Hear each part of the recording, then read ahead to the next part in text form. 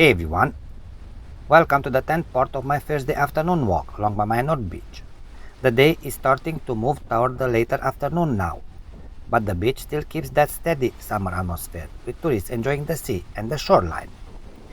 In this part, like usual, I continue walking close to the sea, passing different main beaches but also free beaches. So if you feel like taking a few minutes to relax and enjoy the seaside, just walk along with me and take in the views, the natural sounds, but also the fresh sea breeze of the Black Sea. Thanks for being here. Cheers!